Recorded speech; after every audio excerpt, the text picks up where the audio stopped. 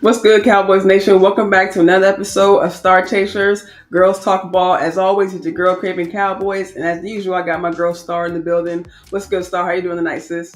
What's up, everybody? What's up? Glad to see everybody in the chat for another episode of Star Chasers, Girls Talk Ball. This is the final episode of the show pre-draft. So yes, by next Wednesday, we will know who our draft picks are. So, we got to get into it. But shout out to everybody in the chat. John Jones, Hoodie Kush, you're becoming one of our loyal people who are starting to be in our chat. So we really appreciate that. I know there's going to be more people joining. But just thank everybody for being here. Please like the video on your way in. Both of our channels. Please subscribe to our YouTube channels if you haven't already. And what else? Oh, please share the content, guys, so that we can get our content out in front of more people. Mickey and I are both trying to grow our channel, so please help us. And also, if you feel so kind in your heart to send us some cash apps, our cash apps are there on the screen. So we really appreciate y'all. Yeah, like Star was saying, thank you guys for your time this Wednesday evening. Weather's starting to break. Like she said, our final show before before the draft, tomorrow evening. And we were actually just talking before we hopped on here, very excited about, of course, with recent news, kind of throwing some things, for a loop. But, as usual, we're going to dive into it with tonight's show and just kind of give our thoughts on, maybe some of our top picks or some of our favorite guys who we hope that the Cowboys, maybe, kind of lean towards, especially with today's presser, kind of not really giving too much away, of course, but, more questions kind of lean toward, if they were to, kind of trade back or maybe a little kind of going a little bit to Shadi's vision just a little bit. But a lot of I was just telling Star off camera, a lot of the questions were kind of posed more towards Jerry and Steven. I'm kind of looking forward to the days where we can actually listen to Shadi kind of speak again and kind of get more into, into his philosophies, more of his ideas of what he wants to bring. We're actually kind of getting, just kind of jumping into the show here, kind of getting a look into what he wants to, do with this upcoming 2025 season. We've seen with the hiring, and that's really just one thing, I want to kind of start the show off with this, if you don't mind. Just really, in my opinion, it seems like this season, like Shadi is kind of making the offensive line kind of the nucleus of the team. He's kind of trying to recreate the image, recreate the identity, with the hiring of new coaches, bringing in Riley, bringing in Adams. And then Mm-hmm. also Mm-hmm. with Ramon Chin Young, he's kind of he's a coach that kind of returned. I think he's been here for a few years. I think he came in, I think 2022, 2023, if I'm not mistaken, but Yeah, has been here for a few years, and I just for a like that while. his yeah. So, but I like that his name is kind of ringing bells a little bit. Tyler Guyton kind of mentioned him in his interview, and then I think he was mentioned in the presser yesterday or today. I just Mhm. as kind of like a third, kind of a third punch, as far as the coaches, kind of Adams kind of being, the overall, if you will, offensive line coach, but just kind of really having his hands, and then with the other two coaches helping out, Riley and Shin Young. I just learned today looking on Shin Young's Twitter page, he actually was helping out with some of the offensive line drills in the combine. So I just like that he kind Oh of wow. has had his hands, not just on the Cowboys, but kind of around the league, and kind of has that reputation. So just Right. just some of your thoughts, sis, on just kind of the revitalization, if you will, that Schottenheimer is kind of trying to bring to the team and the offensive line, and just kind of make that kind of the anchor of the team, and just kind of trying to make that the identity of the team as well. Yeah, I definitely think that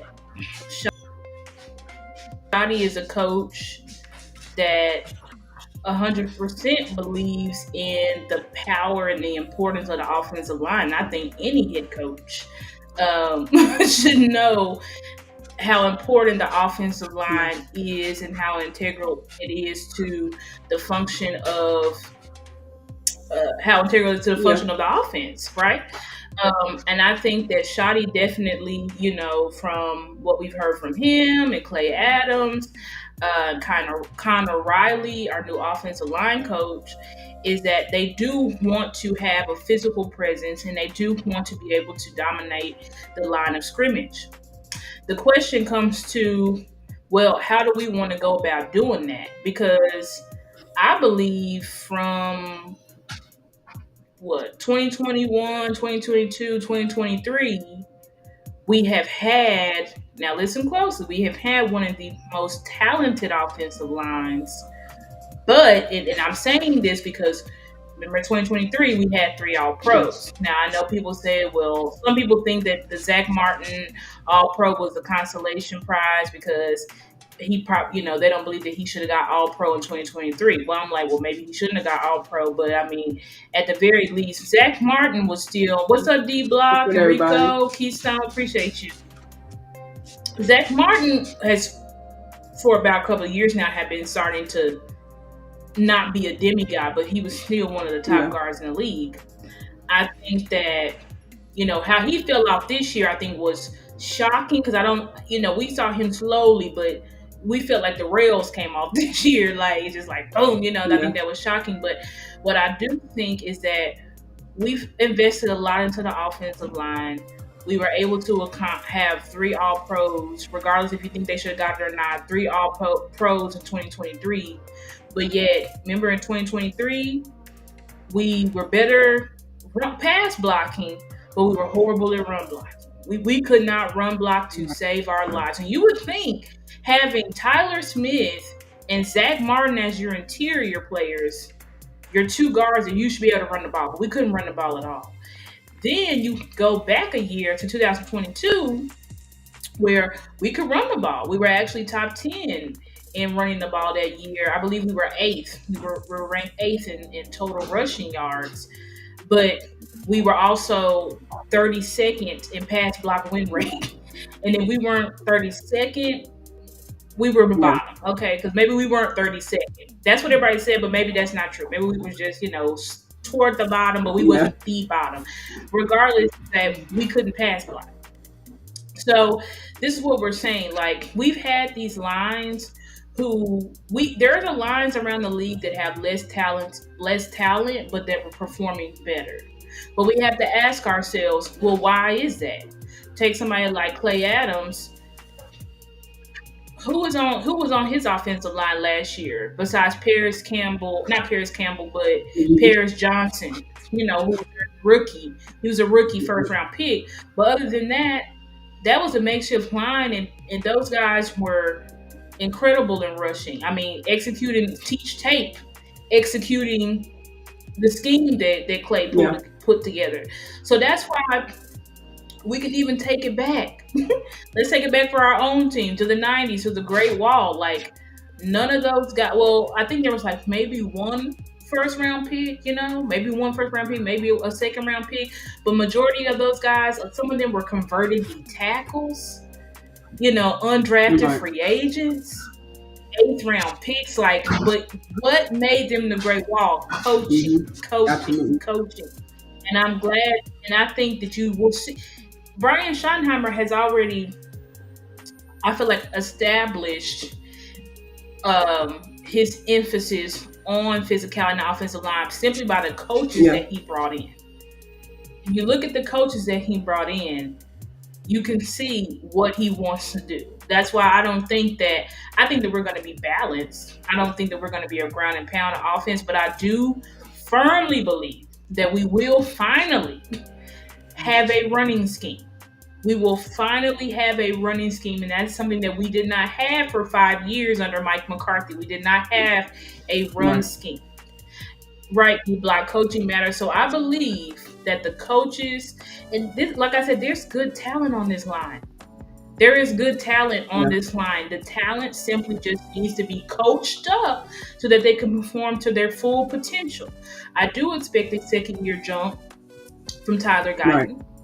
I do expect a second year jump from Cooper Beebe, Absolutely. right? And then you have whoever they're going to put at right guard. I don't know if that's Brock Right. Hoffman or not. I just watched some tape on Brock Hoffman, and I believe that Brock Hoffman is above average. Is he the best? No. Is he all pro? No. Yeah. You know what I'm saying? Could he maybe squeeze out a Pro Bowl? Yeah. Probably. It probably. You know what I'm saying? I think, but that's where I think he's at level talent wise. But I think that is enough to work with to where Connor Riley, a guy who took Cooper Beebe, who came into the Right. NFL. Like, remember how our guy told us, shout out to Joe, who told us last year, Cooper Beebe was a defensive Mhm. line recruit. And then Connor Riley turned him into one of, or if not the best guard in college Yeah. football. So that's the coach that we're dealing with. These are the coaches. So I do think that the coaches should be able to get it done and establish that physicality, because I believe that we have enough talent that they can work with and Right. mold. Would I love to get an additional offensive lineman in the draft to come and compete for that right guard position? Yeah. Sure, absolutely. I'm not against that, but I'm just against it as well. Facts. I'm so glad you brought that up, because even just as of recent, just this week, I mean, with the last minute 30 visit with Tyler Brooker, and then we were just talking about before we hopped on here the other meetings that they have with other early round linemen such as Armin Membu, Kelvin Banks from Texas, Membu from Missouri, Jonah, I believe Sava Inea from Arizona. So for From them Arizona. for them to be holding these meetings, and then the last minute addition of Booker, of course, but then like you said, already have a Brock Hoffman in the room. We have guys from previous seasons, Austin Richards, Nate Thomas are still trying to find places on the line for. So talk about competition. You know what I mean? So it's TJ Bass. You know what I mean? I think that what they're really doing, and I think it was kind of alluded to in the presser with Stephen Jones kind of speaking about certain grades on players and maybe not overextending on players and reaching. I think they're kind of taking not just Schottenheimer for what he can learn from Mike McCarthy, but I think the Joneses as well. Stephen kind of mentioned that you don't want to overreach on the player, but kind of just in my personal opinion, I think they're kind of learning from previous seasons where they've and not just losing guys who may be undrafted or maybe free agents that decide to cut guys who didn't make the cut, but they've also lost draft picks as of recent. I mean, we can go back to a Tyler Smith draft class, even Micah Parsons draft class. We have a lot of guys who we've lost. On both sides of the line. Ridgeway we've lost. We lost some linebackers along the way. We've lost some cornerbacks. So I think with him mentioning and Schottenheimer mentioned that too. Finding guys who have not just the right traits, the right fit, the right talent, but guys who actually fit the team, fit the organization, and find that guys who had that passion, that motivation to actually exactly. Character, so they're trying to find the right fit, and it's kind of perfect time. We kind of mentioned it last week with Shotty kind of taking over during this transitional period. I think it's very important for them to be taking these steps, bringing in these coaches, bringing in these teachers like you mentioned, and also it's kind of a way for kind of Riley to kind of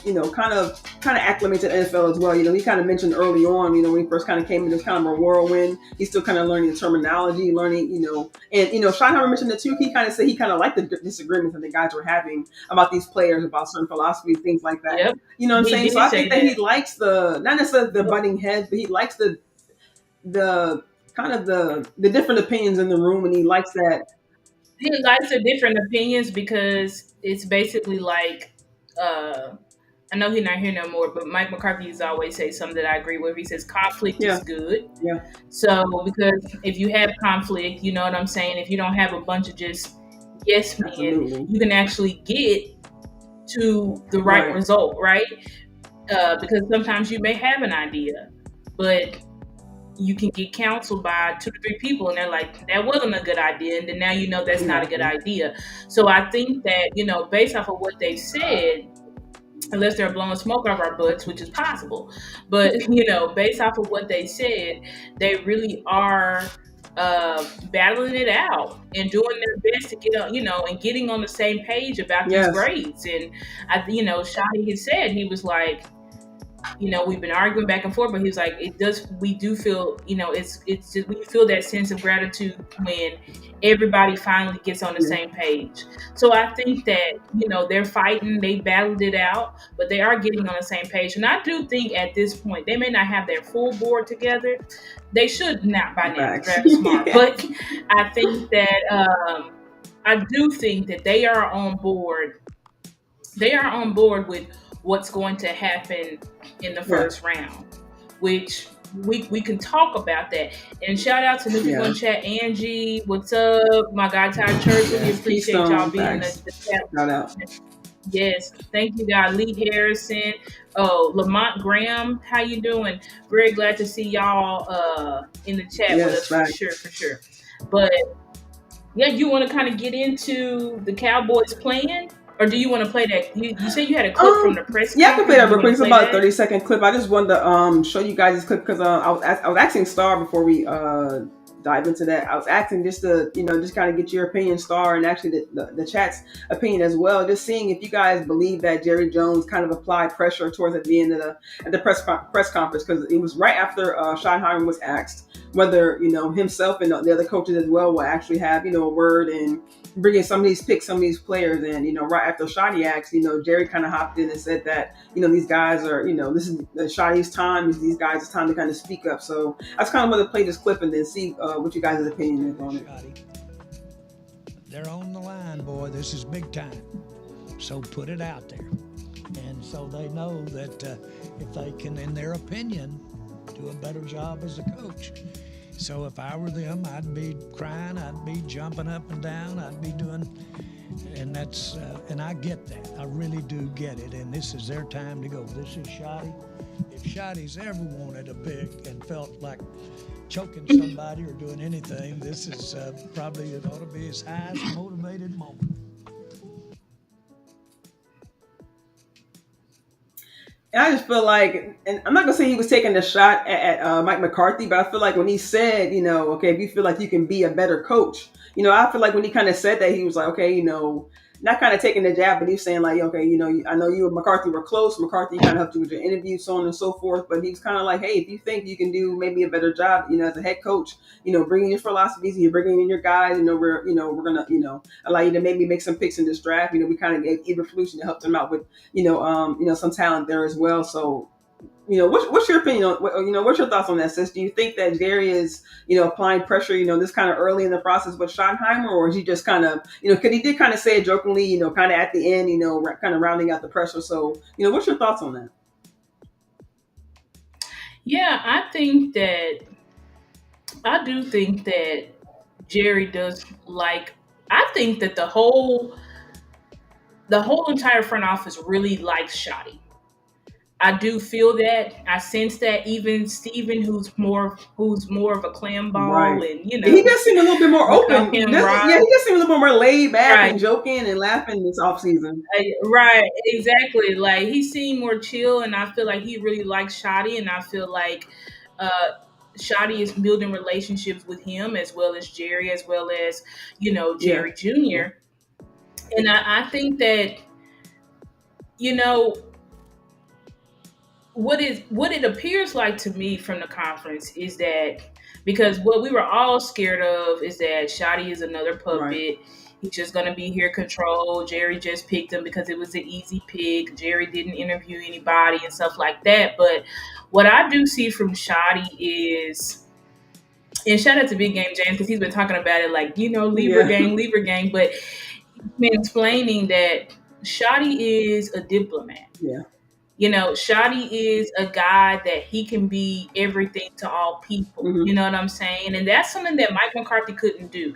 Mike McCarthy was more so like, this is who I am, take it or leave it. Facts. You know what I'm saying? This is who I am, take it or leave it. But Shotty is a guy that really can. This is what I'm sensing, what I'm seeing. To me, he's a guy that can really persuade or get people Yeah. to buy in, because you see how the fan base, when we first, not me, but the fan base as a whole was pissed when they hired Shotty. They were pissed. They're like, we should have got Ben Johnson. We could have got Aaron Glenn. We could have got, I don't know who the other coaches were at the time. I can't think about it. Oh, we could have got Prime. We could have got all these Yeah. people, and we picked this dude.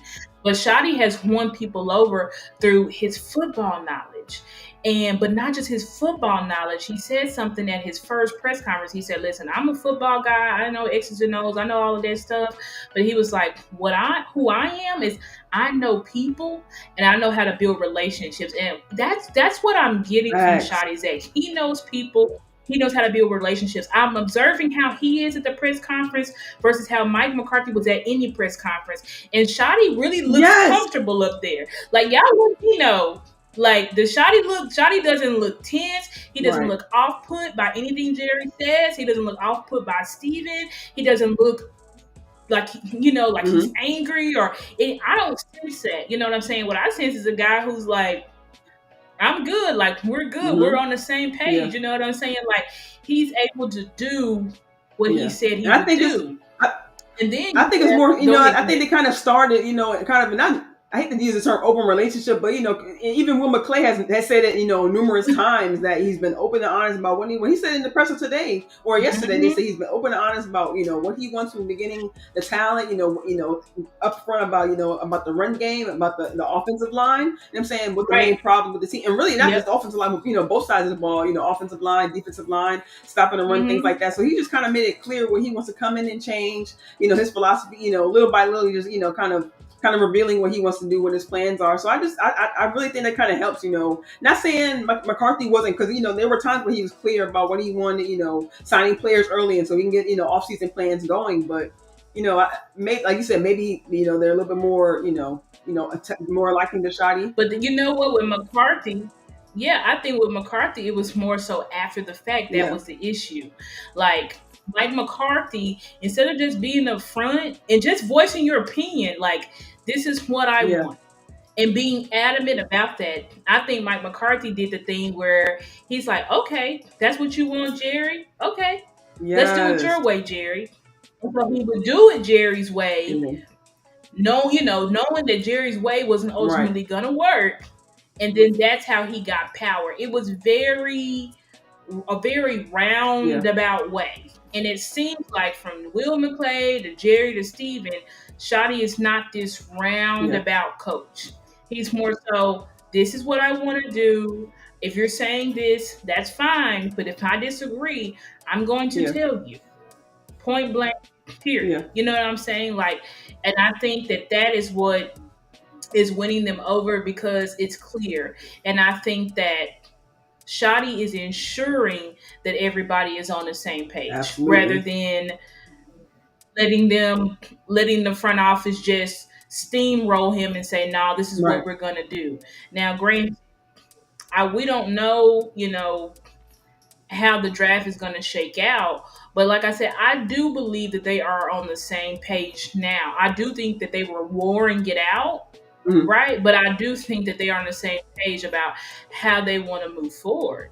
And I think that even thinking about like yesterday, and I could probably pull up the clip, but listen to this clip of let me see if I can pull it up. I think it's on John Jama showed us.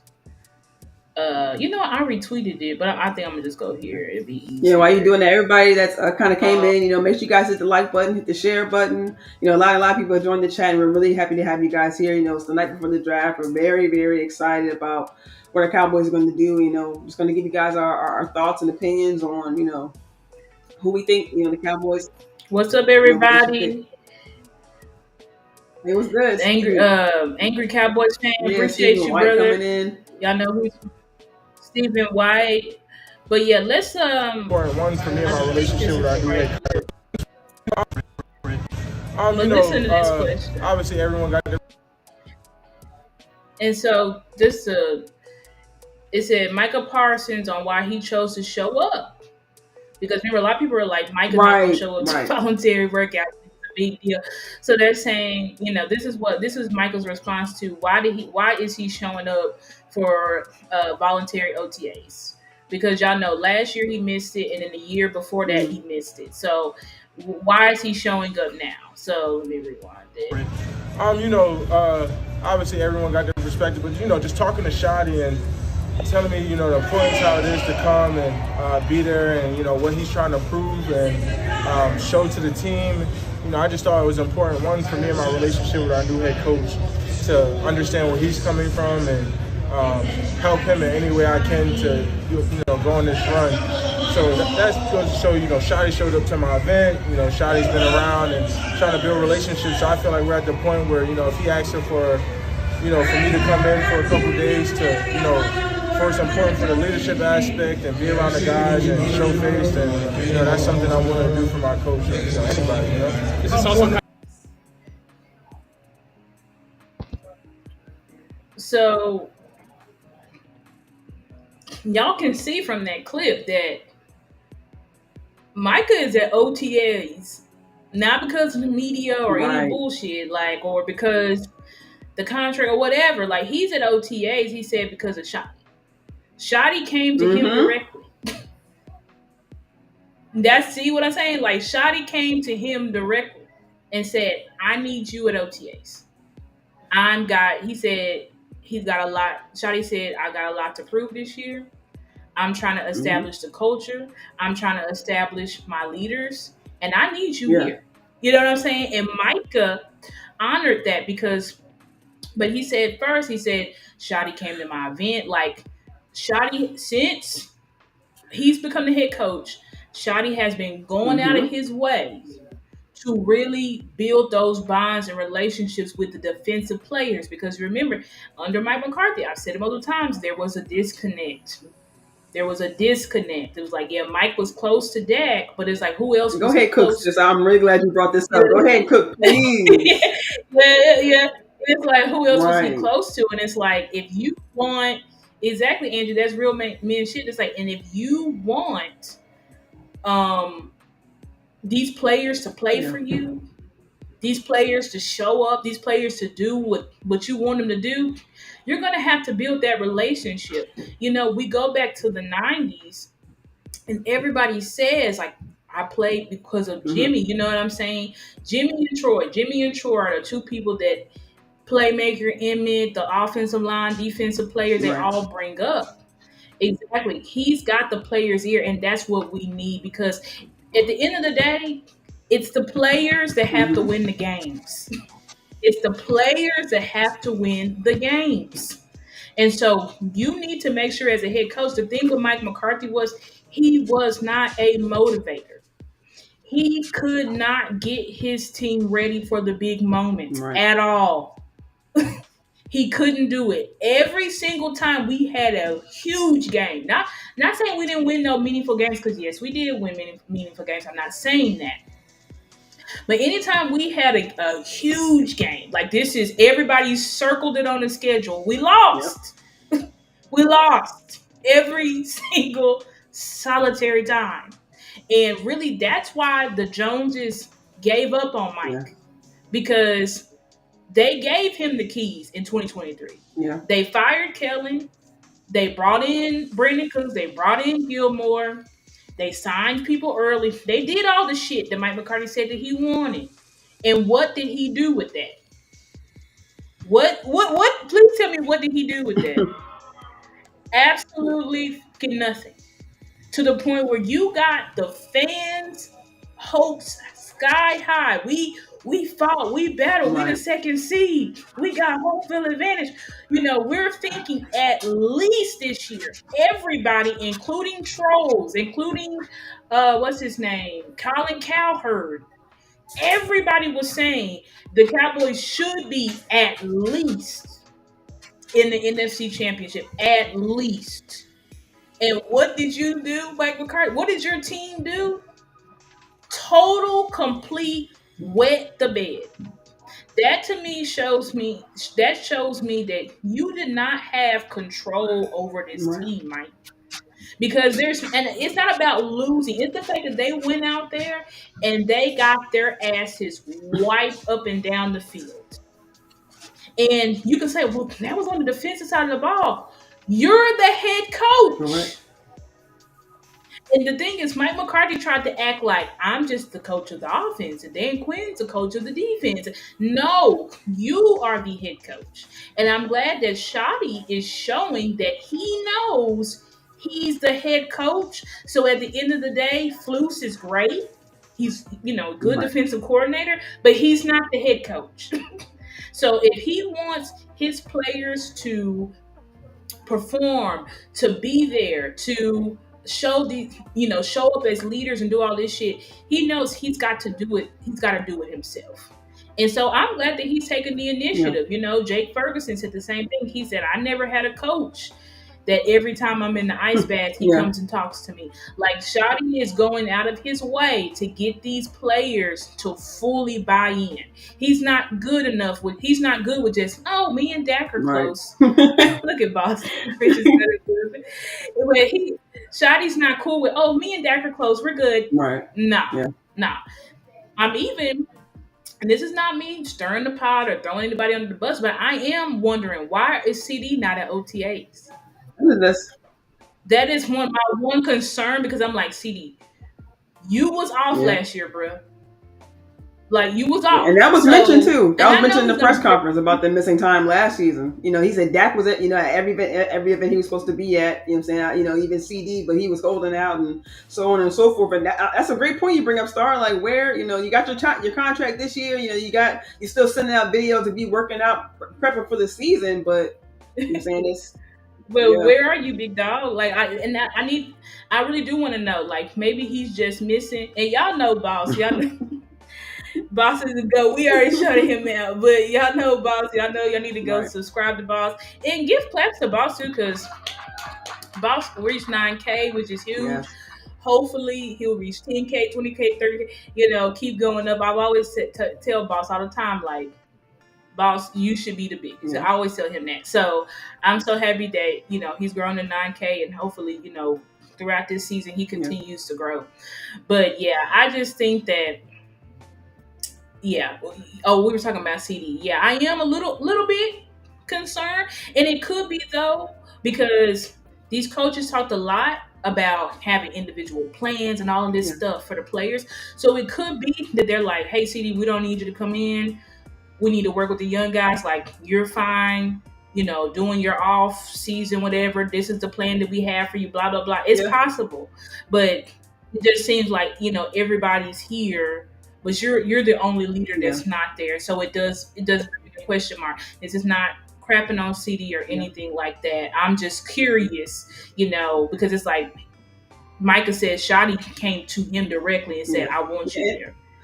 So I'm like, you didn't have that conversation with CD? I wonder too. Clayton Adams mentioned in one of his early interviews that he was going to try to have a closer relationship with Dak and CD and more guys on the offense. So like you mentioned, like maybe he has a certain offside plan with them. But that is, that definitely stands to wonder. Especially if we're looking for a strong receiver to kind of back up CD. Someone to be on the side of him. It'll be great. And especially we're talking about developing guys like Tober and Brooks and Florino.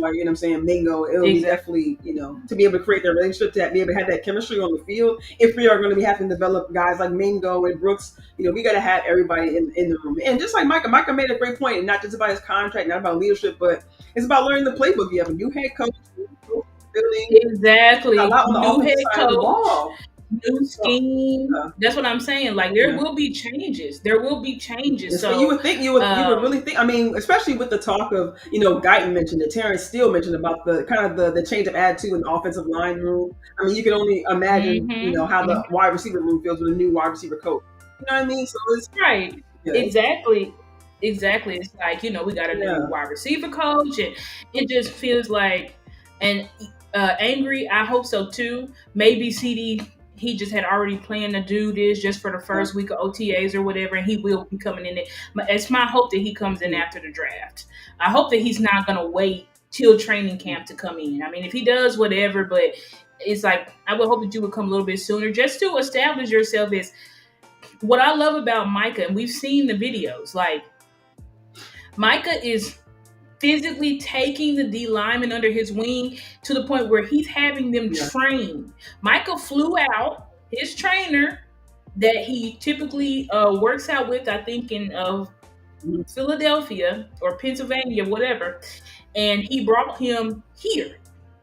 And not only is he doing individual workouts, but he's having him work out with the whole D Right, line group. See, that's what I want. I want to see a video with CD and Jalen right, Tolbert and Mingo and Turpin all working right, out together right. to get better. Because that, to me, Micah is saying my defense is not gonna be Facts. behind.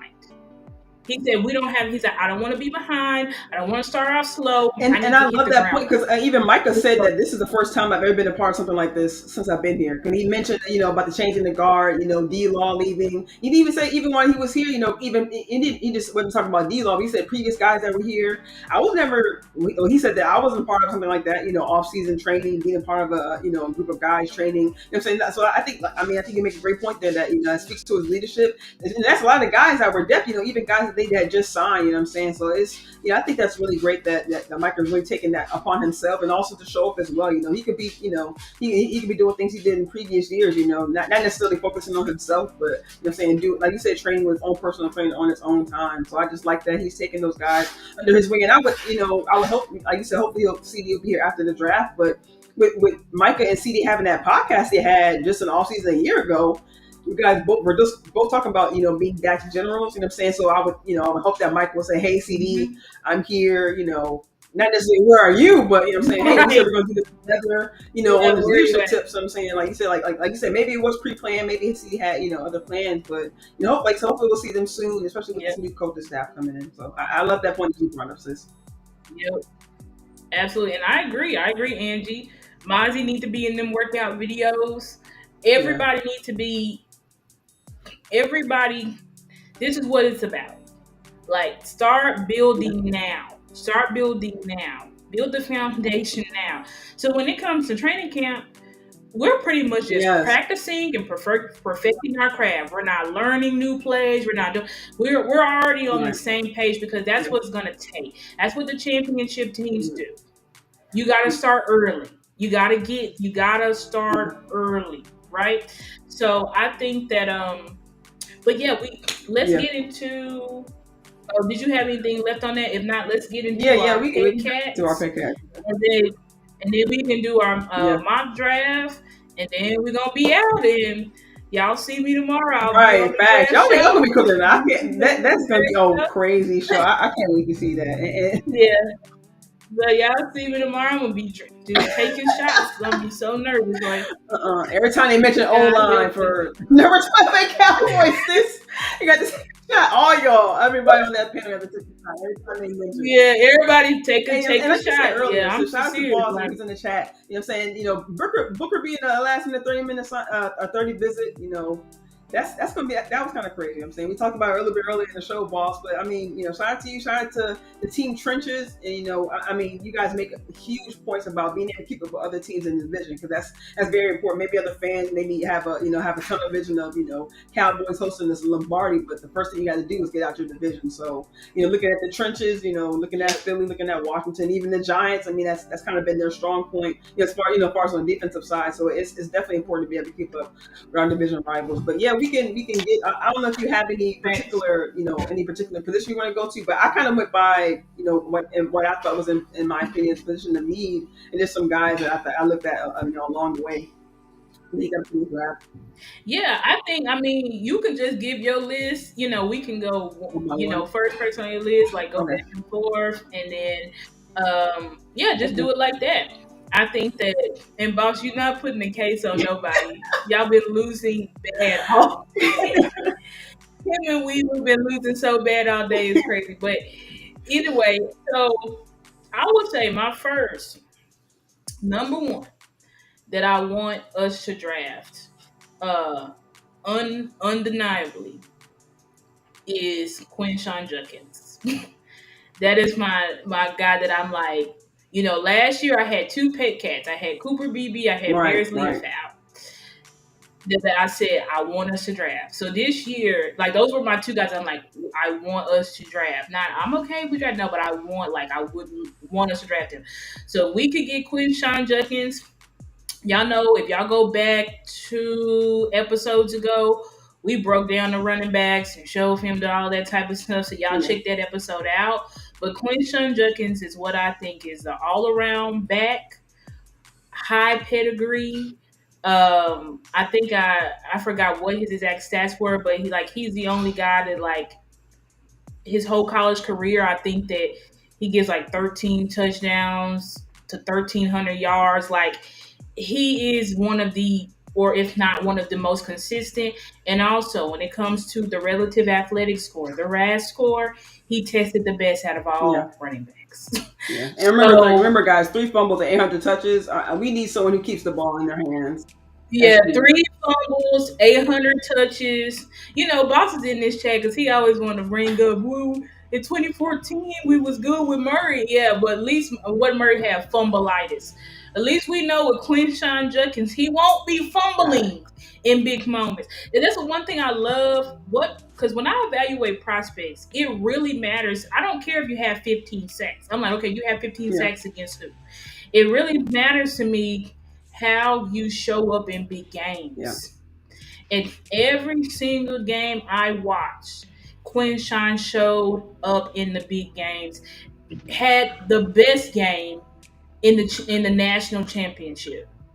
And what I love about Quinshawn as well is that he went with Trayvon Henderson, which people love Trayvon Henderson, but I love that him and Trayvon Henderson always competed. Like when you watch the film, it's so funny because it's like Quinshawn, he'll break a 90-yard run. Then here go Trayvon coming in, he'll break a 50-yard run. It's like, I love that. We need competitors. We need guys who want to win and who live in the lights. Because that's how it is. And we always... You need guys. Yeah, and I don't mean to cut you off, but we always kind of had, not always, but I kind of miss those days of having that, that kind of that double punch in the backfield. We had the days of Pollard and Zeke. You know what I'm saying? Even I would say a little bit Rico and Pollard. You know what I'm saying? We did have Zeke for a little bit, but I just kind of missed that two-headed monster in the backfield. You know what I'm saying? So if we could just kind of get, we have kind of that speed already. We can kind of get Deuce going. We do have Connor Riley in the building. Hopefully we kind of get that going with the O-line. But we do have kind of a slicer, if you will. If we just kind of get that that hammer. You know what I'm saying? I would really be excited about the running back room. Exactly. So that's my number one. I'm going to go on the defensive side. And I know we didn't specifically talk about linebackers, but I was looking at this guy because they had a 30 visit with him. I believe Eberflus actually met with him when he went down in South Carolina. But Demetrius Knight Jr., linebacker, 6'2", 235. Okay. You know what I mean? We have overshown. They did go out and get some some veterans in the free agency. Of course, we know about Murray and Sanborn from Chicago, Murray from Tennessee. Mm-hmm. But I just, not necessarily later rounds. I don't know grades and things like that, so I don't know what round they would, end up picking him in. But them having a 30 visit, I feel like his play style is kind of like any means necessary. He has quarterback experience in high school, so it kind of gives him the ability to kind of redirect the front seven on the field. Maybe a backup line, a backup Mike linebacker. I know we have Maris Leofow kind of coming into his own, but I love his effort. Mm-hmm. Kind of this off-field things I kind of learned doing some research on him to kind of take care of his younger family. He said he did DoorDash to support his family, so it kind of just shows his work ethic, right? I mean, they talk about finding a guy who has exactly. We talk about character off the field things. Kind of guys who are hard workers. We just talk about Micah Parsons gathering the room and doing side workouts. So seeing his the work ethic, and just another note, just real quick before we kind of go on to the next guy. I just love that. I'm sorry. Oh, in his final year, he was the team captain, 82 tackles, 57 solo, 8 tackles for loss, 2 sacks, and he made the honor roll multiple times. So as far as off the field accomplishments, you know what I mean. So that mentality as well. So Okay, he has the yeah, intellect, also the yeah. physicality on the field. You know what I'm saying? Brings pressure to the pocket Has and also the has the ability to drive. seal the edge. You know what I Okay. mean? So I just and they already had he already kind of had like a meeting with Eberflus, the linebacker guru, if you will. So Hmm. I love that, and I hope that if they're able to kind of get this guy in the room, just another guy to kind of shore up that linebacker room. Because I know it was a while since we had bodies in that room, but now that we have a linebacker group. We don't no offense, Scott McCurley, but now that we have Eberflus in the room, and they're giving Eberflus, I don't want to say everything he wants, but if he can get his hands on these guys, we could really just shore up that linebacker room. We really need the second level is very important. If they don't decide to maybe double down on DT, and in fact I do have some DTs on my list, but they decide not to double down on those. We can definitely use some help shoring up that second level. Absolutely. That's a good one. See, I love this because it's like we're not gonna have Yeah, the same yeah. people. So in Demetrius Knight, he's out of what? He's What from conference? South Carolina. Yeah. South Carolina. Okay. South Carolina had They a had a lot lot of of defensive. They had a lot of defensive players, especially early they had on. a lot of Yeah, defensive they had a players lot. this year. Yeah, Yeah, yeah. they had a lot. Okay, so moving on to my All number right. two. Now I thought long and hard about this.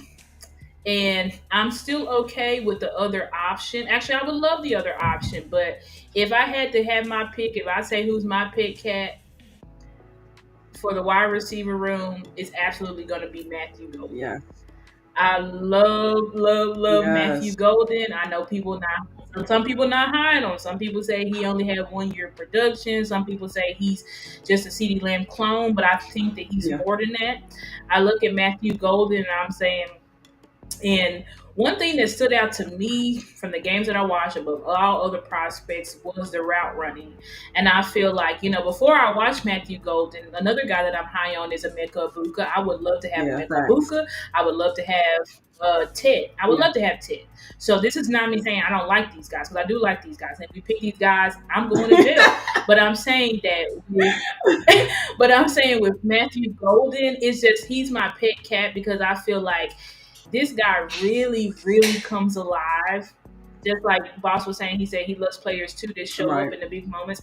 He comes alive in the big moments, and I can't ignore Yeah. that. You know what I'm saying? I know people can say, "Oh well, he only had a couple good games, and Bond was hurt." And I'm like, "Yeah, I get all of that. I get Bond was hurt. I get all of this stuff." But when I turned on the tape versus the best competition, he showed up and he Yeah. showed out. I think the route running, the separation, so that's a Dak friendly Mm-hmm. target, right? He's not super tall. Reason why I can understand Ted over him is because Ted's 6'4". Golden's Yeah. 5'11" or 6 foot, whichever one. I've seen both on many sites, so I don't know. But I'll just say he's 6 foot, right? But the body control, the ability to catch really bad Yeah. passes, the adjustments that he can do. I never see him panic when the ball is in there. He's a guy that when you throw it up, he's coming down with it. Yeah. You know what I'm saying? Now I know it's in the past he might have had some drop issues, but I didn't really see drop issues from him in the games that I watched personally. But I think he greatly improved on that this year too, compared to how he was at Houston. But Matthew Golden, and I know people say you can't see the speed. I'm like, listen, I see the separation. I see 4 or 5 yard, 3 yards Right. of separation, and that's what we need. Yeah. You know what I'm saying? And I think that he also adds he's not the most physical wide receiver, but I think that he also adds that. And to me, what I get from Matthew Golden is he's going to come here and work, and he also has that air about him. And I like my wide receivers a little bit arrogant. I like them a Yeah. little That bit arrogant confidence. because Yeah. I need to have the confidence. I need you to come in here. I know Matthew Golden's going to step in the wide receiver room day one, and he's not going to be intimidated by CeeDee Lamb Facts. at all. Like that's Yeah. what I need. I need wide receivers because everybody that we got behind CD right They now, know it. they know they're They not they're not exactly. they're not sniffing Period. CD. They Facts. know that. Facts. They know that. And CD knows Yeah. that. CD knows you're nowhere near close to me. It would be laughable to even bring you up in Yeah. the same category. So I know that when Golden comes, he's going to do all he Yeah. can, right, to compete and to be like CD was when he came in here, which was, love Coop, love MG, but at the same time, he knows who Yeah. he is. So I'm not saying he's gonna come here and be like, yeah, this is my room now, whatever. But I'm saying that I know he's gonna work, he's gonna put in the effort. And from day one, he's gonna be like, I'm that dude, and he's gonna do what he's gotta do to make sure that he's on pace, on Yeah. pace with that. So I think that yeah, that's my number two pet cat for sure would be Matthew Yeah. Golden. It's like I'm going to jail with the other wide receiver, but this guy, I might get put under the jail if we Right. get No, him. I'm You know with what you. I'm saying? So I'm with you. that's That's a great point. Like, yeah. Golden or Ibuka. Like, yeah.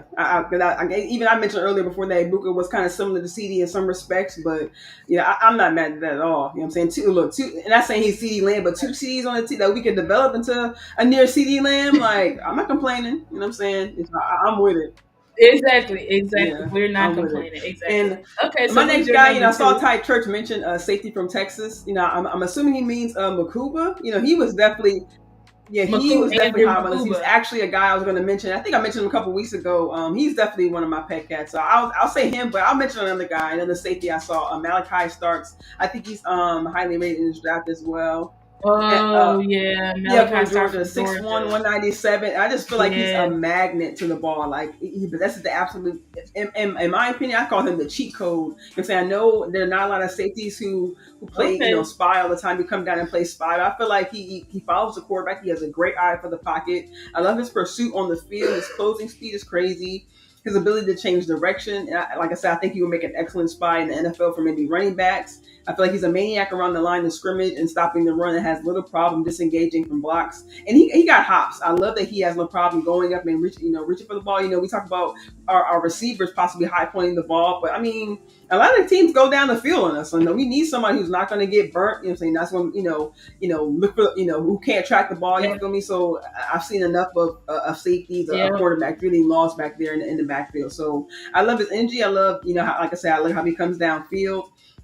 A sure wraparound tackle who can also Mm-hmm. go sideline to sideline. Nickel safety. I would like. Like I said, I will say that I would like him to adjust his technique in man coverage. But outside of that, I feel like he's very sticky in coverage, and I feel like our backfield, could use all the help. I mean, we have Diggs returning, well, eventually coming back. Carson also coming back from injury as well, and we just heard about Gilly, being in the Star, and Cowboys Nation was like, huh, bring Gilly back. And I'm saying, I think I seen Angie earlier tweet, hashtag bring Gilly back. So, and I'm not mad at that at all. I mean, Gilly obviously, I won't say obviously because I'm not there, but I feel like he has a great relationship with the Cowboys. I mean, even Steven, he felt like no problem to say, hey, sometimes players like to come by and say hi, but it necessarily mean they're having a deal. But hey, we love having him in the building, and if he feels so freely to pop by, quote unquote, and say hi, I love the possibility, maybe Gilly returning. I mean, we definitely need help. I mean, there was even some Cowboys Nation. I know he's older, but we're talking about him being here last season with some of the guys we had back there. Oruwariye, Andrew Booth. Yep. I mean, I would have taken Gilly last year, so I know he's older, a little bit on the older side this year, but I wouldn't be mad at that. Yep. Okay. And so Malachi Starks, yeah. I think that, I'm not gonna lie, I looked at some of the safeties, but I didn't look at them too much in depth just because we have so much depth there. But I think we did bring in Malachi Starks, and listen, we bring in Malachi Starks and push Dono or either one of them. Can we please get one of them off the team? Yeah. Like, please. You know what I'm saying? Because we have not had a playmaking safety. Those two, Donovan Wilson, Malik Hooker, they're just about average safeties. They're not playmakers. They're not consistent. I'm not saying they haven't made any plays, but they're not consistent playmakers. And I know we have Wanye, and I know we have Bell, who's coming back from injury. I think Wanye is also coming back from injury. Wanye, he did play a little bit. I think he came back from injury during the season. But either way, I think Andrew Makuba is intriguing. I haven't watched him, but based off of like what you said, if we have a safety that can cover, but that can also come down and be a box safety, like you said, and help Yeah. out with run support, I feel like go ahead and get him. I feel like he would be a pick where he's just going to be the best value pick, and I can't be mad at them picking him. Especially if you feel like this guy is going to be able to add a next level Yeah. to our defense, something that we do not have out of Malik Hooker and Exactly. Donovan Wilson. So I'm Yeah. all the way. I mean, because I don't know, and this is the All right, last note so- on that. I don't know because I don't know if there's any maybe post June 1, maybe contract things, maybe with the Hooker or Wilson. So maybe we can find some value with those two. Maybe we could do something post June 1. I don't know, but like you said, just to kind of free up some room. Yeah. Right, exactly. And I'm with you, Stephen. I love Kenneth Grant. Don't get me wrong. I love Kenneth Grant. But my other pet cat is Deion Walker out of Kentucky. Mm. I want us to draft him. He's 6'7", 331 pounds, former basketball player. Now I know people said he's got some motor issues. What's up, Kelvin? And I can see that he does have a little bit of motor issues, which means that the tank can run out. The tank can run out. But what I'm saying is, when I sit here and watched him, he was the most disruptive defensive tackle that I think I watched. And, just like a few of my notes, I said, and he has some flaws, you know what I'm saying? Like sometimes his consistency splitting the double teams is not great, although he can do it.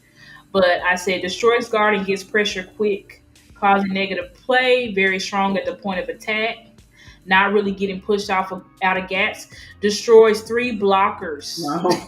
And causes sack. Real disruptive in the middle, slinging guards like rag dolls. Sheds blocks. I said shed blocks well. I said he was dark because this is his game versus Ole Miss, but I said he was Dart's worst nightmare. I mean, he was tearing Dart up. He can line up at all positions, right? They even rush him at 6'7", which he used to be a basketball player, so he's an athlete. They even rush him. They rush him standing up. You know what I'm saying? So I feel like I'm not saying that's the best thing, but I'm saying he was able to get pressure. You know what I'm saying? Like he's a guy. What did I say? I just think my comp for him is, people gonna call me crazy, but my comp for him is Chris Jones. Oh wow. Okay. Chris Jones. Yeah. That's my comp for him. I know people will be like, what? But shout out to my guy Lou. We argue, but he told me, I see Chris Jones. He said it's just the motor that's really the issue, and some consistency things he's got to work on. But I think his ceiling, is Chris Jones, where he's just that disruptive, unblockable, athletic force in the middle that you just cannot guard. So if we could somehow get Deion Walker, I don't know where people really got him ranked, probably like 3rd round. If we could get him in the 3rd round, we don't got a 4th, but let's say we traded for a 4th, that'd be something I definitely I would want to get. I think that, I'm not saying he's the best offensive tackle in the draft, like the most complete, but I feel like he's the most disruptive, and I feel like at that height, we're talking about Deion Walker, Deion Walker out of Kentucky. But I think, and he's an Eberflus type, because Eberflus loves those 6'6", 6'7" type of people, type of defensive tackles. So I feel like if we can get him, that'd be great. I don't know if we showed any interest in him. As far as 30 visits, I gotta look that up. But I would love to have Deion Walker from Kentucky. Yeah, I love that pick. I mean, just a big body in the middle. You know what I'm saying? Like I mentioned earlier with DTs. I mean, cause like even mine, because like my next person is DT as well. I know early on when we first talked about them, I mentioned Omar Norman Lott from Tennessee, but I also have another guy on the line, edge rusher actually, because they talked about edge rusher being a sneaky pick in this draft, which I don't know because I feel like not. I know it's not exactly the same, but I know they put a lot towards O line, not the exact same, but I feel like they put a lot on edge rusher as well. So when they said that that could be a dark horse pick or a Right. sneaky pick, I was kind of like thrown off. But we're looking at some of the guys. Jordan Birch is a name that a guy kind of looked at. Oh, Yeah, I do I love just Jordan love just Birch. his energy. I'm from Oregon, for the 279, Hmm. 6'4" edge rusher. He actually transferred from South Carolina. We just Yeah. talk about like there were a lot of guys that they visited with through South Carolina. He actually transferred from South Carolina. 170 career tackles, 33 tackles for loss, 16 sacks. His missed tackle rate is under 12%. Like I just love this guy. Versatility along the line. And I know we got, Solomon Thomas in free agency. I know we have, a lot of guys, we talked about earlier, Sam Williams, of course, Micah Parsons, I'm saying, dang, I'm drawing a blank, but I know we have other edge rushers coming back that we know that we have that solidify that spot. They went in free agency, signed Turner from the Saints. But Hmm. I love Burch's energy on the field, an expert at sealing the edge. His length gives him an advantage against the ball carrier. His ability to go from speed to power allows him to be a disruptor in the pocket and knock tackles back into the quarterback's lap. He has a relentless motor that keeps him in play and stays around the ball through the whistles. He has offensive experience as a running back slash wide receiver, and he had 6 batted balls in 2024. Which I mean, I think having more chaos along the line, in my opinion, just is better. Like I mentioned earlier for the second level, I think that if you could stop the ball carrier or stop passes at the actual line of scrimmage, that would be even better. You know what I mean? I think bringing back guys like Osa, saying if we do draft a true big body in the middle, I just think that having guys who have so many skills along the line and we can just show different looks with a new coach coming in. We already have a new coach coming in, so I think it just kind of makes it a little bit spicier. You know what I mean? Having guys who can do so much along the line, so you Hmm. just never really know what you're truly going to get when you have that. You can move Yep. Micah around, move a Solomon Thomas around, have also do his thing. You know what I'm saying? But also guys on the edge. Sam Williams Yep. trying to get work back in as well. So I mean, it's just, I mean, like I Yep. mentioned earlier, I know edge rushers for me is kind of a little bit of overhaul if they decide to draft, but if they do decide to draft a guy, I would love, what I'm saying, a guy like Jordan Birch. Oh yeah, I like Jordan Birch a lot. I For the versatility because I think I thought he was a defensive Yeah, tackle, but he's right. Yeah, me technically an too. edge. When I Um, was first looking at so DTs, and I was like, oh, so he's an just edge rusher. Yeah. he's big. I think in the game I got, he got an interception. The game I watched, one of the games I watched, I think he got an interception or almost, and that was just from pure play recognition. So he's a very Yeah. heady player. So I'm totally would totally be on board with Jordan Birch. And so what is that? Yeah. Three? We done three each. Okay, so two more. So the next one I will say is, um, I'm gonna say the next one is Trey Amos. Trey Amos out of Okay. Ole Miss. Uh, I watched him recently, and I mean he may be the best corner in the draft. I know people like Will Johnson. I do like Will Johnson as well. I think Will Johnson is a very heady, very smart corner. What's it called? Zone Okay. type of corner, right? So I do like Will Johnson quite a bit, and I think Will Johnson is just his knock is that he didn't do any of his testing, and we don't know what his 40 time is looking like. Hmm. You know what I'm saying? He does have ball skills. You know what I'm saying? I literally have in my notes he's a textbook zone corner, right? His feet are constantly moving. But his weakness, Will Johnson's weakness is tackling. You know what I'm saying? He's not a guy that is going to come up and make plays. Which Trey Amos is Yeah. the opposite. I like Trey Amos because Trey Amos is a complete corner. You know Hmm. what I'm saying? And I'll be honest with Barron. I gotta watch more of Jahade Barron. I'm not gonna sit here and cap act like I watched him because I didn't. But I know a lot of people are high on him. But I will say for Trey Amos, he's 6'1", so he's got length. He seems to have really long arms too, from what it Hmm. looked like on film. And he ran a 4.43, Okay. so we know that we can Yeah. trust that speed. Watching him too, like he is what you call, he's a corner. He's Yeah. very sticky, stays in the hip pocket, can live and press. And I like him specifically for our team because Shotty said, I think they asked him, they were like, what kind of cornerbacks do you look for? And he said, Mm-hmm. press corners who can play Yep. press man, And you length. read my mind, That's sis. And Trey Amos. he said that speed is something you don't have to coach. He said that's something they're looking for. So Right. You don't have to coach. And so I think Trey Amos is a guy that we definitely, and I heard that we are, interested in him. But I mean, I think he's got a great, he can do whatever, play man, play zone, very high Q. I literally say he's a very heady player. You know what I'm saying? And he has he's a shut down corner. wow. Which means when he's targeted, ball is on the ground. Yeah. You know what I'm saying? Like you're not going to see. The only time I saw balls getting caught on him is when the wide receiver did a lot at the top of his route and got him on the comeback route. That's the only time that I saw him get a catch on him. But anything else, I mean, there was 2 to 3 they tried to get touchdowns on him. Wow. Okay. You know what I'm saying? Like, so he's that, to me. He's that dude. You know what I'm saying? He's that dude. He's a corner. You know, sometimes you have those corners that panic, and he's not that at all. And you can really see, like, because even when he's staying in phase with the wide receivers or tight end or whoever he's covering, he's not even going full speed. Oh, wow. You know what I'm saying? So that's how you know that, like, he's a high IQ athlete, long length, textbook club cover corner. I feel like you bring him in today, and he's competing with Bland. Oh, okay. I like that. Yeah.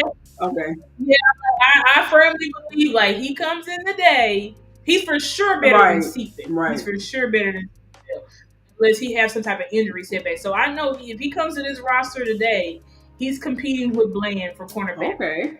Yeah. That's what that's my honest opinion on Trey Amos. So I would love if we got Trey Amos and he's a top of the second guy. So if he somehow fell to 44 and the Cowboys picked him, we got us a good one. Okay. Sure. Okay. Well, mine kind of out of left field for me because I know we were talking about linemen and actually do have an offensive lineman. I think he's a higher rated offensive lineman, so I'm not sure if we actually able to get him. But I didn't see his name, and I know there's a lot of competition at guard right now. But he's actually a left tackle, Josh Connolly Jr., 6'5", out of Oregon. Yes, as well. Oregon. And I when he was in high school, started as a running back, then transferred to the offensive line. He allowed just 9 pressures in 2024. Excellent in reaching the second level in run blocking, creating skinny lanes for the running back, 5+ yards, and does a great job keeping his wide receivers clean with sealing off blocks. Quick recovery time in pass blocking, and an anchor that allows him to reset and push back on quicker pass rushers. I love the fact that he tries different techniques at the line, from swipes to strikes, and his overall power shows through his vice grip hold. I feel like his specialty is pulls and screens, and he's only 21. Star, like, I mean, we talk about youth on the line. I mean, and then we have, wow.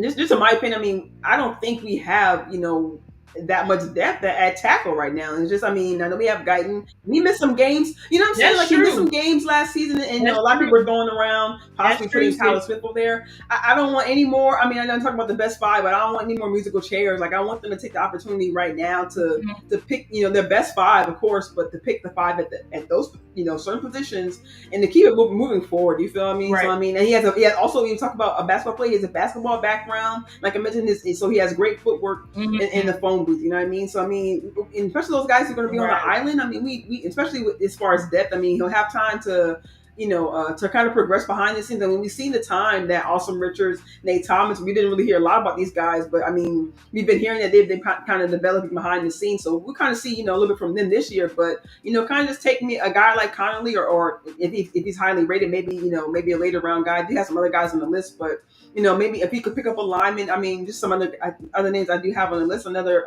just quickly, another tackle I do have also listed, Johnny Cornelius. He's listed as an offensive lineman, but also from Oregon as well. So I mean, I think if we just kind of shore up that tackle, space. I mean, I know we have a lot of competition at guard, but I mean, I think that the tackle is important. A tackle. I'm with you, sis, because I always say, like, if Terrence Steele goes down, who's our right tackle? Literally.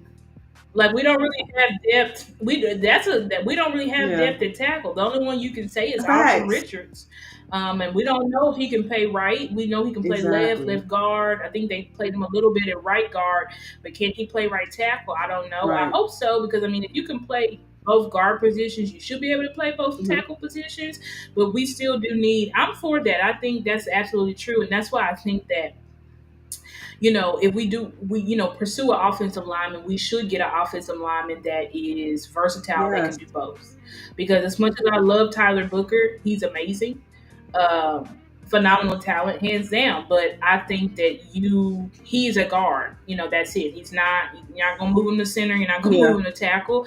And I feel like the Cowboys do really like players that, especially on the offensive line, that are versatile, that can play multiple Yeah. positions.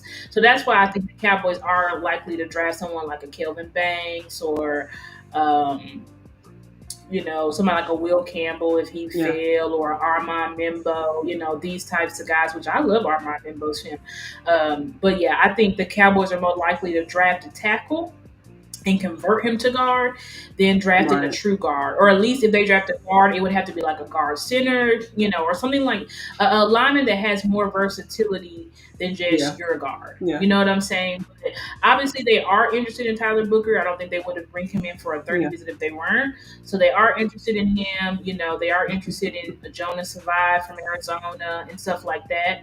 But I definitely with you Yeah. sis on that. And I think my last person, I'm struggling. I'm like, should I say this Yeah. person or this person? Um, I guess I'll just throw out two names that I think we should draft. One is Danny Stutzman out of Oklahoma. I've been looking at Danny for years now, and yeah, he's still just as good. I don't know really why he dropped down. I'm not sure why he dropped down draft boards, but I feel like 2 years ago he was like really high, but I think that he's top 10 in Oklahoma in tackles all time. Yeah. You know what I'm saying? And so he's a green dot.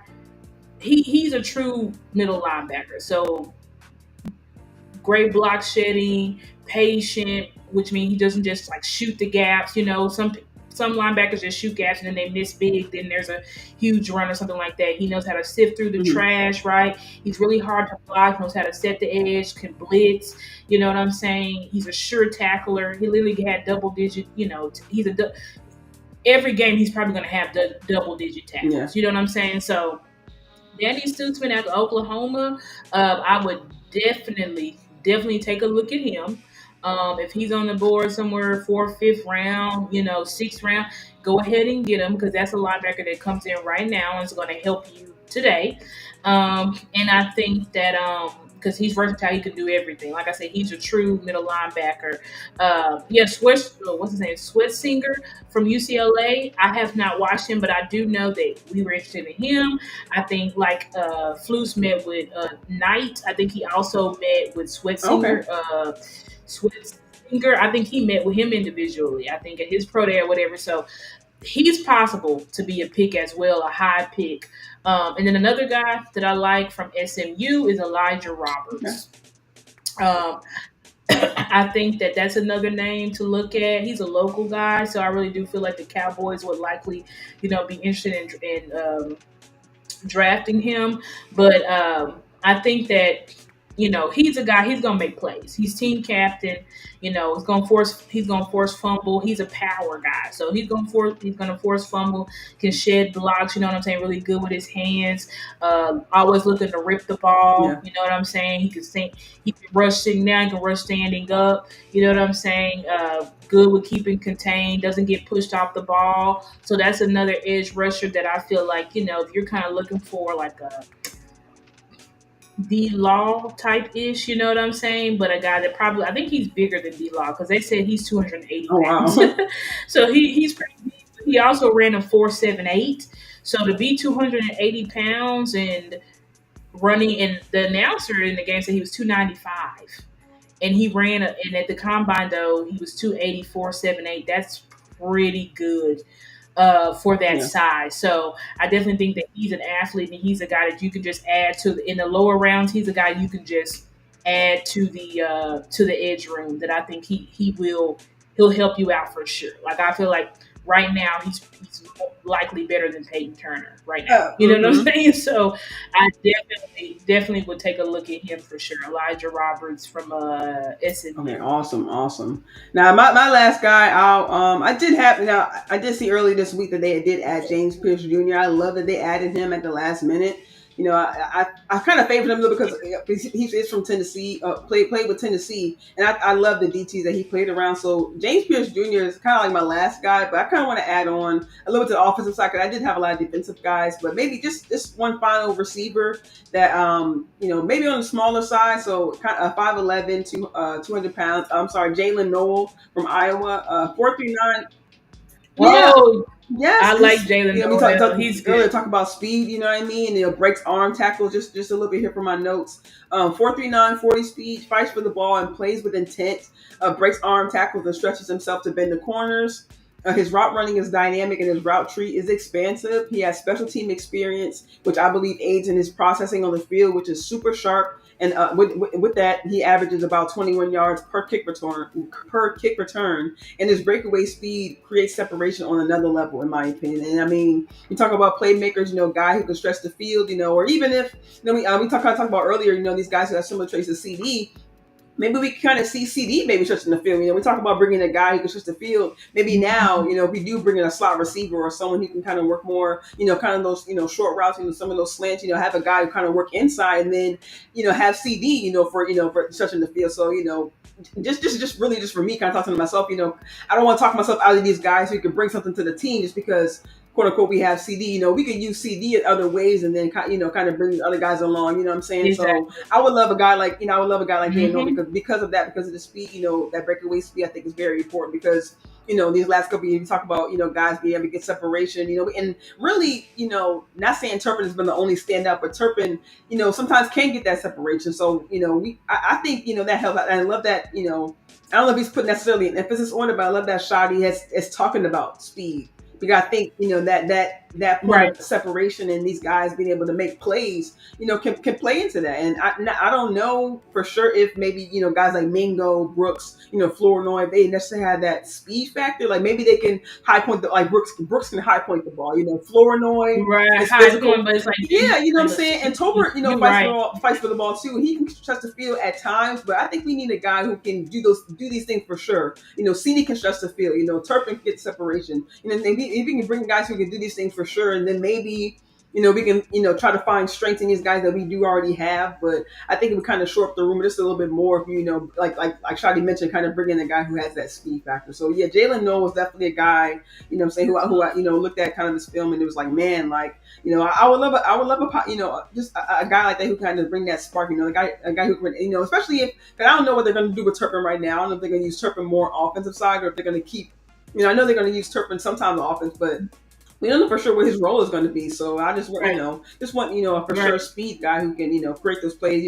If we do have CD stretch the field, why not have a slot receiver who can, make those plays on the inside and just kind of, move the ball down the field that way, kind of in addition to the run game. Absolutely. I agree with that. I love Jalen Noel. And somebody asked me how I feel about his teammate Jaden Higgins. I like Jaden Higgins too, but I do think that Jalen Noel, I think that he was more of the X factor Yeah, on that team than Jaden Higgins. Even though people, the size of Jaden Higgins is what's so appealing, and I really do like Jaden Higgins, but I think Jalen Noel is not. You can see the speed on exactly. film, and you can see the route running, you can see the explosive plays. Hmm. You know what I'm saying? He seemed to be the go-to guy. When they needed a big play and stuff like that, like they're going to Jalen Noel, like he's getting multiple touchdowns. So I'm definitely on board with that. That's definitely a wide receiver that if he's sitting there, I think people have him like probably like a third, fourth, Yeah, fifth round pick. So it's like if you can pick him up, for as another wide receiver for value, I'm for that. Another guy that I'm for is we can get both of the Texas guys. We can get Golden and we can get Isaiah Bond because I would take Isaiah right, Bond as well. I'm not taking right. if he's sitting there, Yeah, you know what I'm saying? Go ahead and take. You know what I'm saying? Like those are wide receivers for sure. And one more guy that I forgot to mention that he's also one of my pick cats that I feel like we should get him. If we don't end up like I would try to target him in the third round would be Brashard Oh Smith my from gosh, SMU. sis, the running Uh, back. I was gonna yeah, mention him, but I was like, you yeah, know what? yeah, Because yeah. I know you talked about running backs earlier. Yes, Brashard Smith. Oh my Yeah, gosh, no, but man, Rashard Smith, his I footwork love Rashard does it for Smith. me. I think footwork, the agility, the ability to go 0 to 100 Yes, quick, like yeah, you know what I'm saying. He's a converted wide receiver, so he has very good yeah, hands, elite yeah. Talk hands and about stuff like that. speed. Oh So my gosh, listen, yeah, yeah, yeah. Brashard Smith would do it for me. speed 4.3 guy. Yeah, I'm like, if so, we could target him. If we don't go running back in Yeah, the first 2 rounds, I would definitely get him. Like, and if you pick up an extra second or you pick up an extra third, you should make one of those picks for absolutely. Shard Smith. I'm with it, and I would 100%. even be like, look, a Deuce. I'd be like, look, Deuce, I'm 100%. sorry, but yeah, you got the competition right now, Yeah, bro. Steve, yeah, no, Yeah, Deuce is out, and I love Deuce, and I was a queen of the Deuce yes, fan club. But if we give Brashard Smith, it's like we've got to yeah. be real here. You know what I'm Or saying? maybe one of the So veterans, yeah, and I definitely.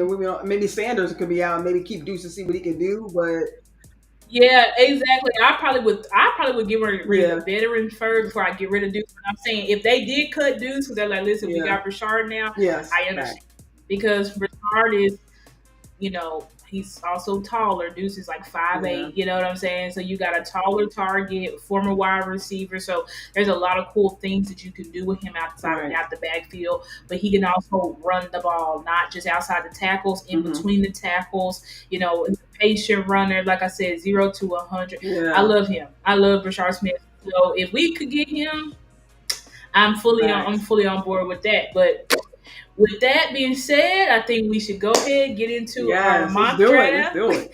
I think because of time, we only All gonna do right. one. We're gonna do Mm-hmm. one mock draft. We're gonna do multiple. How many rounds should we do? Should we do like five? Should we do all Yeah, 7 rounds, or just I do was gonna like say 5. five? Or I just was do gonna say like 5. We should do 5. Or, okay, ladies, let's do 5 rounds. will it go up to 7? Hold on, let me pull it up. Yeah. Yeah, it'll let you do all Let's see what 7 7 rounds. You do. want Yeah, to do because all we don't need 7 to do rounds? 1. Let's see what 7 gets us. Yeah. Okay, let's do 7. Okay, so let me hold on.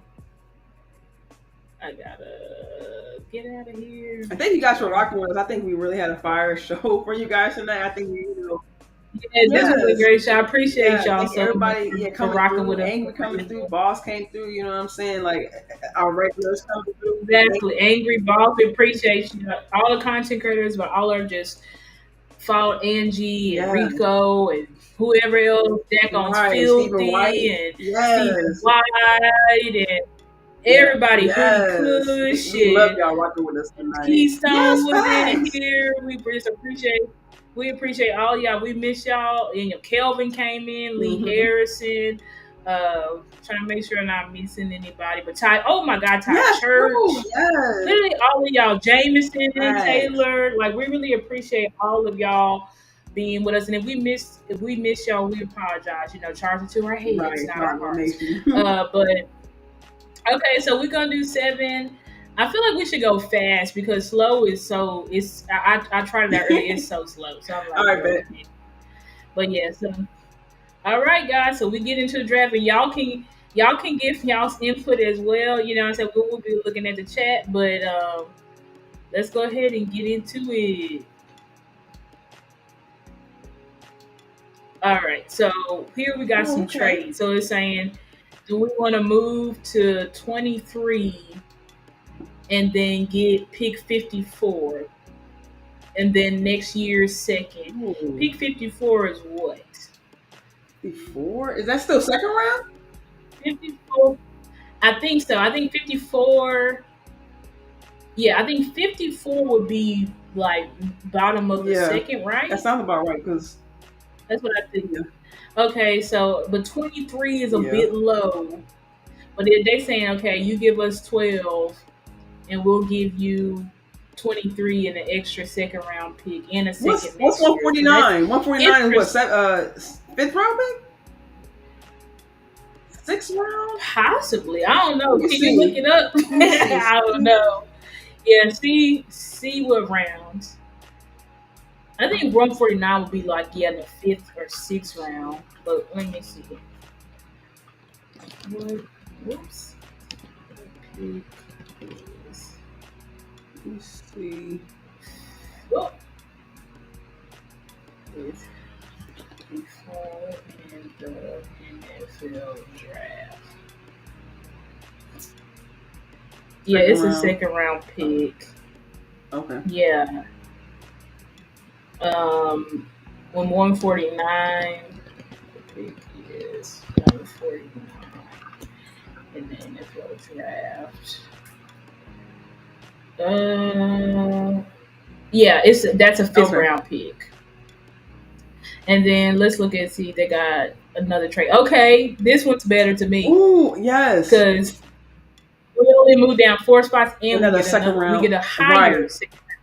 Oh, because that's right below our second round. Like 3 away. Like we would pick a 44, right, and then pick again. And let me check this one. No. Mm-mm. You want to take? You want to say at 12, or you want to take? Yeah, I'm with it. You want to take the Cardinals? Take the one for Cardinals. Okay, let's accept it. Okay, now if all that, we're not doing all that. Yeah, no, we good. No, okay. So, bro. All right, well, you know who I want to pick, but let's see here. You know, we can look at all the stuff, okay? Because right now the value here: Matthew Golden, Mike Green, Derek Harmon, Malachi Starks. Harmon was on my list too. So, oh my gosh. Yeah, Harmon. Yeah. So we got RB. Ooh, I'm good there. We can pick in the next Golden? round. Wide receiver. And Egbuka.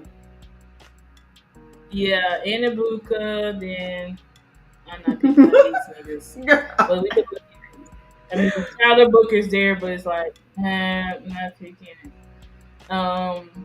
Look at defense. Let's see if there's anybody crazy there. DT though? Yeah, I'm like, the edges, I like them, but I don't need to pick you with 12. Like, even I looked at Mike Green. I like Mike Green, but he's got some technical issues for sure.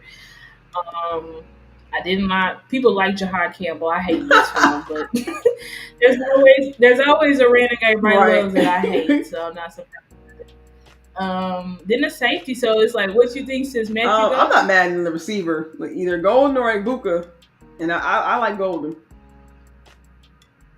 Okay, let's get Golden. Yeah. Woo! Let's get Golden. Woo! We can't lose at 12. Angie, I'm not high on Luther, but I know if Angie was in charge, she definitely. Okay, 63. They're saying move out of no. Because they're basically saying move out of the second round. Yeah, like the very. Basically, they'll give you 2 third-round picks, basically. Yeah, I'm good on that. Oh no, 98. Yeah, they say you move to the bottom of the third round for a second to round? get our second round pick. Now we good. Man, please. Unless they include. Well, I mean, that was a Dolphin. Unless you got somebody named Tyreek Hill on that, Jay. I don't think so. Harold Fanning went that high. Shit, I was hoping to get him. Okay, and that's crazy because I mean, cut you off, but the Bears have a tight end over there. That's like one of their main weapons. I forget his name right now, but yes, Cole Clement. Yeah. They have Cole Clement. Wow. But let's be honest, is Harold Fanning is crazy. Like, and Clement been there for a few years too. He's been there for a grip. Yeah, exactly. He. Okay, so here we got Travion Henderson, Caleb Johnson. Okay, Caleb. Got my guy Quinn. He's still there. Okay. I know we don't pick. Oh no, but we got 2 second round picks. Hey, Tutton was there too. So let's see. I saw Tutton down there. Ooh. Yeah, Tootin. I love Tootin. But okay, let's go to the defense. He's still there. Kenneth Grant. Oh my God. Kenneth Grant is there. We need, man. Oh. And TJ Sanders too. He was on my list. I like Sanders out of South Carolina. Yeah, man. I like. Woo! But Kenneth Grant is still there, bro. I'm sorry, I'm taking him over. I know people like Nolan, but I'm taking him. Let me look at these edges. Nah, man. I'm not getting no linebacker here. Look at this. We done already lost. See, I knew Amos was gonna fly off of that board. So the corners, I'm Siobhan like, on there. Yeah, I was because just gonna Siobhan, say. but he's coming back from that Yeah. injury, sis. That's my problem with Siobhan. If he wasn't coming from that Yeah. injury, I'll pick you. But it's like, bro, I don't do injury players in the Yeah, top I 3 don't blame rounds. him. I just But don't Cooper's believe still in him. But there. Cooper is But there, but he'll probably still be there. him here. Exactly. So I'm thinking Yeah, DT I'm with it. sis. Cause I'm trying to double down. You think? I was talking about double down on DT. Yeah. You feel me? Cause man, like We can definitely double down on DT. I'm thinking just though, like Kenneth Grant right here, bro, at 37. He was supposed to go way higher. So you want to get Kenneth Grant? Okay, let's get Kenneth Grant. Woo! We're smoking this draft. No. Mm-mm. Okay, and see now we can get whoever else now. Like who? Okay, we're at 47. So who should we get? Oh, that's our next second round pick. Ooh, a running back or a wide receiver? Ooh, yeah. Oh yeah, we already got wide receiver. Okay. Yeah, I mean a running back, man. Look, Juggin's still there. That's nice, bro. I would take Juggins and get out so fast. Yeah. Should we take Juggins here? All right, let's take Juggins. Woo! I can't believe that. That's crazy, bruh. I'm going to jail. This is our draft. I'm going to jail. Okay. 81. Pick 81. What's that third? Is it still third round? Yeah, but they talking about go to 81 and then get a 2026 seventh. That ain't no good. I feel like why move down? Like, let me see. Yeah, and then y'all talking about a next year's fifth. No, we good. We probably gotta. If they're trying to give us more value to just move down a few spots in this draft, I would. But next year's 6th and 7th, I mean 5th and 7th, like, nah, I'm good, bro. Like, I don't. Like, okay, yeah. I'm gonna have to reject that. Okay, so damn, we already did so good. I don't know. Okay, so this is our third round pick, and we gotta get this pick right because we don't pick again to the 5th round. So what you want to look at? We already got wide receiver. Already got running back. You want to look at offensive line? Let's look at defense right quick before we look at the linemen. Okay. Okay, let's look at it. So we got. Well, we already got DT. Birch is still there. Oh my God, bro! Hey, Knight is still there too. He's gonna be there later. Oh my gosh! Ooh. Yeah, Knight is here, but he definitely gonna be gone. So I feel like we're gonna have to reach. Like if we want to get Knight, we can get Knight, but we're gonna have to pick him here because by the time we pick again, he's gonna be out the door. Ooh. Same thing with corner too. Like. I feel like, but these corners, I'm like, I don't know about the corners. To pick you corners, like, yeah, I don't. I'm not really feeling it. Too. I know we need a corner too, but I'm just like to force it here. I don't know. Yeah. I feel like what's screaming at us right here is like real. Like I'm with it because he'll have time to develop too. You know what I'm saying? Like I mentioned earlier, like you have starters or starts for right now. I'm with it. I would say Jordan Birch or Demetrius Knight should be the pick here. What do you think? I'm not gonna lie. I would reach for Knight because like we have guys at edge, but because we have guys at edge. So you want to go with Knight here? I would reach for him because Maris is still okay. Let's reach for him. Yeah. Exactly. Let's reach for him. We'll reach for him because it's like if we don't pick him now, he's gone for sure. All right, guys. So see y'all at 149. Shoot, bathroom break. Okay, we back. Okay, let's check out the corner. That's how I feel like we can check out the corner. We got White there corner. Man, and Kalen was a 5th round too. Carson. You know who's this guy? I haven't watched him, but he's on our list. Oh, for the visits? Corey Black. Yeah, we met with Corey. I don't know what his film looked like, but we did meet with him. Okay, so that's Corey Black. Yeah, let me look up. Which they say if we pick him here. Yeah, go ahead. I was just saying, I'm gonna look at the guide right quick, the Beast NFL Draft Guide to see where he's ranked at right quick. Kobe Black, you said. Let's see. Yeah, take a look at them and see. Ooh, Isaiah Bond is still there. Andrew Armstrong, but that's a little bit early. Fadon, Conyers. Yeah, I like you, Conyers, but I ain't picking you way up here. A lot of people like this Jack Nelson guy. I haven't watched him, but they say he's pretty good. Now here, it could be a little bit of it is a reach though, technically. And I'm looking here at the offensive line.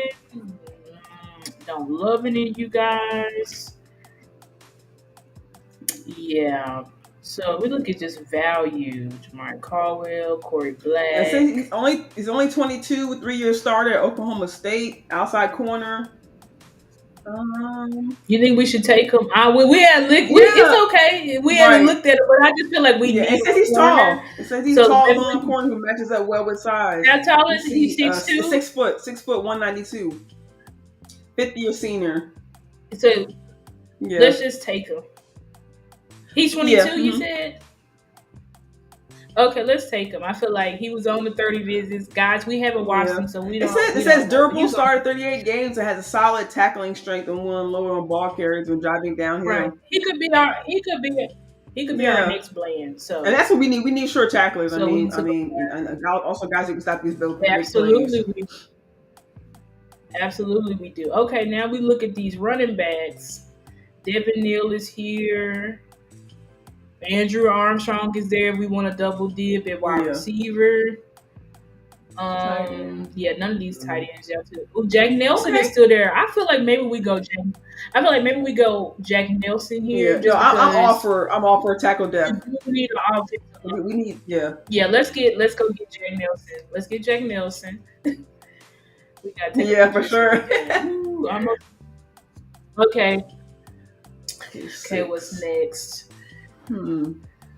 Okay, so this Fadon guy, people like him a lot. I feel like here we could possibly double dip at running back, maybe. Okay, I'm with it. Because we got Taj Brooks here. We got our guy. Yeah, I'm like, we got our guy Phil Maffa here. We got Armstrong here that we could get since if we want to double dip at wide receiver. Is anybody saying anything in the chat? I don't know. I'm not looking. Stephen White says Vitro, who you need or trade back and add our late round to get more here. I like, this really just been commenting during the during our draft. Really, we were actually picking. Okay, defense. Let me look at defense. See if there's any value. Edge. People say they do like Tyler Batty, but that would be a huge reach to me right over here. Angry, you mentioned Ahmed Hassani. I like him too from Boise, but we could get him in the 7th round. I might pick him. We already got. I'm not. Well, I do like Jabbar Muhammad, but that's way low. Let me see. I don't know none of these safeties. I'm not gonna hold you. So what you thinking, sis? You think we should double dip at running back or wide receiver here? Because we could either get Maffa or we could get Andrew Armstrong. That's why I feel like the best value is right here. I mean, remember we in the 6th round. So and then we get a couple years ago. That's when we got Deuce in the 6th, and that's crazy. We got Brooks in the 6th, I think too. Or a couple years ago, I think too. Or last year. Yeah, we got Deuce in the 6th, Brooks in the 7th. Okay, okay. Oh man. So what you think? It's tough, man. That wide receiver room just like, it's just so full though. I'll double down and running back because I want great competition at running back. To really get the best guys in that backfield. Exactly. So I love Taj Brooks, but you thinking let's go? I like Maffa. I just love his energy on the field. He's faster. Let's go Phil Maffa. I like Phil Maffa. Yeah. We're going Phil Maffa. God damn, we pick again. Okay. Oh yeah, because we did have a lot of late round picks. That is right. Yeah, we got a lot of picks. So I mean, is that wide receiver still there? Okay. Hey look. Hey look. Can get Andrew. Should we just get? Yeah, at this point, I feel like go ahead and get Andrew Armstrong right here. All right, Andrew Armstrong, it is. Nice. Okay. Okay, now who? Okay, here we just gotta get best value because we down to the weeds. Let me see. Let me. Is there anybody here? Is there oh, Conyers. Let's take Jalen Conyers because he's a he was a 30 visit. I think the Cowboys are kind of Okay. high on him, and he's just a good low. A low. Just Yeah, throw a and pick local out. You know too. what You know I'm what I'm saying? saying? Like, So I mean, yeah, and he's a yeah. local guy. Yeah, let's take Okay. Conyers here. Are we Just done we got one yet? at 2:30, and we Oh still my have god, another one after this. This is crazy. Yeah, at we do. 2:47. That's crazy, We man. should have traded these. We should You have feel traded me? these Like, come two. on now, front Cause I office. It thought don't make like no this dang. is too much. It don't make no sense, bro. Y'all could have Like this is too many right. people. This is what they want, though. I mean, they talk about We could take. draft picks. I'll take Jabbar Muhammad. Like, hey, You want to take yeah, Jabbar Muhammad I'm and with it. American? He there, Yeah, bruh. I look like the final one. How many picks? That's like We got 3 7 that's round picks. insane. That's a lot of picks. Bro, I don't know. Jaquindon Ooh, Jackson. we I still mean, he's got. one of the guys on my list. I don't know if I do like him. That'd be 3 running that's backs. crazy. But Right in addition well, to I the guys mean, we already have. But yeah, we just taking right. him anyway. And they have him. I think he's Mhm. actually on the list of the 30 visit, but they have him as a UDFA. So you know what I'm saying? Oh, Yeah. Lyndon Jackson. Yeah. So maybe see if there's like another position. Oh, I like this guy, Jared Harrison Hunt. I do like him. Oh, another DT. Oh, and then they also got yeah, and they got you want double dip DT because they do also have this I was gonna guy. say, what do you think? Because I Hassan. haven't looked at Ahmad's. Ahmad's. I like Ahmad. He's a lunch pail guy, high motor. I feel like he could definitely come in and help us. Not greatly, but he'll be a rotational. I'm thinking him, Jerry Harrison Hunt. He tested crazy at the combine. That's tough. I would love to double down in DT. I ain't gonna lie. Yeah, let's just get another DT. Let's go with him. Because if they do, they would really have no excuse. Like y'all went and got 2 DTs in the draft. All right, like this is the draft, guys. We going to jail. Woo! I gotta take a screenshot of this because this is gotta stop sharing first. Okay. But yeah, guys, this is our draft. Matthew Golden, Kenny Grant, Quinshon Judkins, Demetrius Knight, Corey Black, Jack Nelson, Phil Moffa, Andrew Arm. I think we killed this. I think this draft it's like for real, like for our first draft show, like for our first ever mock draft, y'all. We should have been doing mock drafts all along, but it's like all we right. really like all the pictures crazy. Yeah, and after you take that, send it to me, sis, because I'm gonna post that, man. That's yeah. I think we smoked really the draft. Okay, but anyway, let me stop. Did I stop sharing my screen? Yeah, I did. All right. Well, anyway, I think we did great. We smoked the draft. We definitely gonna post it. I'm gonna try to take a screenshot of this. But anyways, I think that wraps it up. I think we gave y'all some great content. Y'all the draft is tomorrow. Woo! Let's get a round of applause, sis. Let's hit that button right quick because we smoked this draft, smoked this show. You know what I'm saying? We got a lot of people in the chat this evening. Thank you guys for joining us. I mean, like I said, this is really a crazy run we went on, sis. I mean, I think last year we didn't really touch a lot on drafts, so I'm very happy that we actually we took the steps to do this. Yes. Exactly. So, let's give ourselves another clap. I think we did a great job. I think this was great. I think y'all can go back and watch our draft shows. Last week we had on Joy Hoyt, who gave us some intel and stuff like that. And then, we went through the DTs, went through the wide receivers, went through the running backs. We didn't go through all positions, but we went through a lot of them. So y'all be sure to check out those shows. Draft is tomorrow.